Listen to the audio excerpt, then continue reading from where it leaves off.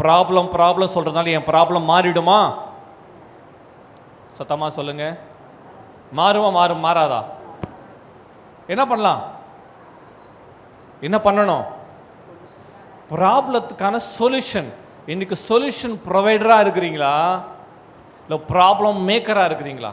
பிரச்சனைக்கு தீர்வு கொடுக்கிறவளா இருக்கிறீங்களா, இல்லை பிரச்சனைக்கு மேல பிரச்சனை உண்டாக்குறவளா இருக்கிறீங்களா?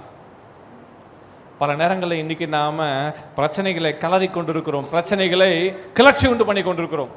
No use. நம்ம டைம் வேஸ்ட் பண்ணிட்டு இருக்கிறோம். கர்த்தர் இன்றைக்கு நம்ம கண்களை திறப்பாராக. ஒரு ஆமென் சொல்லுங்க பார்க்கலாம். காற்றை கவனிக்கிறவன், கவனிக்கிறது. அடுத்தது மேகங்களை நோக்குகிறவன். எல்லாம் சொல்லுங்க. ஒரு வார்த்தை சொல்லுவாங்க, இக்கட நோக்கு அப்படின்னா என்ன பாரு. நீ எங்கிட்டு பார்த்துட்டு இருக்கீங்க? உங்க கண்களை எங்க வச்சிருக்கிறீங்க?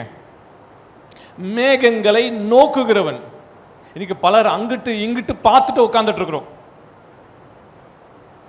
மனுஷனை பார்க்க உங்களை என்ன ஆண்டவர் அழைக்கல. அவங்க என்ன பண்றாங்க, இவங்க என்ன பண்றாங்க, அவங்க என்ன பண்றாங்க, இவங்க என்ன. This is not your business.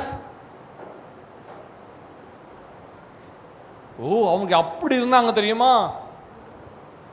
கடந்த வாரத்தில் ஒரு தொழில் செய்கிறவரை பார்த்தேன். அவர் தொழில் செய்யணும்னு ஆசை இருக்குது, இப்போ தான் ஸ்டார்ட் பண்ணலான்னு யோசிச்சுட்டு இருக்காரு. அப்போ அவரை சந்தித்தேன். என்னிடத்துல ஒரு 2-3 மாதம் பேசிகிட்டு இருக்காரு. அப்படிங்களா, இப்போ என்ன செஞ்சுட்டு இருக்கிறீங்க? நான் பார்த்தங்க, அவர் எனக்கு கடை போட்டாங்க. அப்படிங்களா, சரி. இப்போ கடை போட்டாங்க, தள்ளு வண்டியில் போட்டாங்க, அப்படி போட்டாங்க, இப்போ போட்டாங்க, இன்னைக்கு ஹோட்டல் வச்சுட்டாங்க. அப்படிங்களா, ரொம்ப சந்தோஷம். இப்போ பாருங்க, காலையில் மட்டும் டிஃபன் போட்டாங்க, இப்போ காலையிலையும் மாலையில் டிஃபன் போடுறாங்க, மற்ற ரைஸ் விற்கிறாங்க, பிஸ்னஸ் நல்லா போகுது தெரியுமா? எல்லாம் பேசிட்டு 3 மந்த்ஸ் அவங்க எப்படி ஸ்டார்ட் பண்ணாங்க, இப்போ எப்போ இந்த நிலைமையில் இருக்குது, எல்லாவற்றுக்கும் எனக்கு ரிப்போர்ட் கொடுத்துட்டே இருந்தார். எல்லா ரிப்போர்ட்டை நான் கேட்டு முடிச்ச பிறகு அவர்கிட்ட கேட்டேன், அந்த 3 மாசமா நீங்கள் என்ன செஞ்சுட்டு இருந்தீங்கன்னு கேட்டேன். நான் என்ன பண்ணிட்டே இருந்தாராம். நான் கவனித்து கொண்டிருந்தேன், நோக்கி கொண்டிருந்தேன், மேகங்களை நோக்கி கொண்டிருந்தேன்.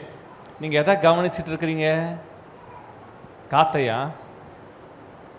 காற்று அதை அடித்து கடந்து போயிட்டே இருக்குது. எல்லாருமே காற்று அடிக்குது, மேகங்கள் கடந்து போயிட்டே இருக்குது. ஆனால் அன்றைக்கு கவனிச்சவர் கவனிச்சுட்டே இருக்கிறாரு.